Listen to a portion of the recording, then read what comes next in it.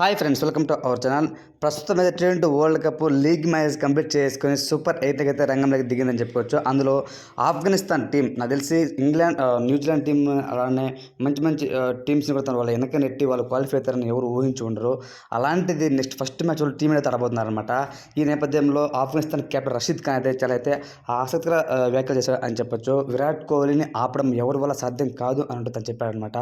Spin కానివచ్చు, speed కానివచ్చు, అన్ని ఫార్మాట్లలో ఏ బౌలర్ని ఎదుర్కొనే సత్తా ఒక విరాట్ కోహ్లీకి ఉంది అంటూ విరాట్ కోహ్లీని ఆకాశానికి ఎత్తాడు అని చెప్పుకోవచ్చు అనమాట.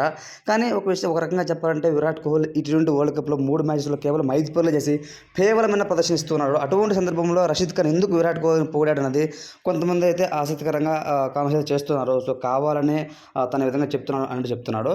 ఫ్రెండ్స్, ఒకటి చెప్పాలి, ఈ ఒక్క సీజన్ ఫెయిల్ అయినంత మాత్రం విరాట్ కోహ్లీ చెత్త బ్యాట్స్మెన్ ఏం కాదండి. రన్ మిషన్ అనే తనకు ఒక ట్యాగ్ లైన్ కూడా ఉంది. సో అది గుర్తుపెట్టుకుంటే చాలా బాగుంటుంది.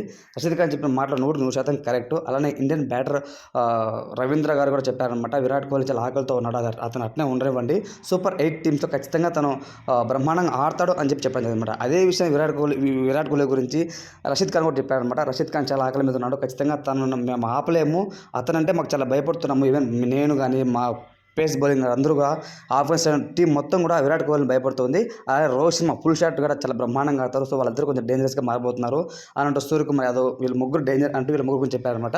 ముఖ్యంగా విరాట్ కోహ్లీ గురించి అయితే ఆకాశంగా ఎత్తారు అని చెప్పుకోవచ్చు.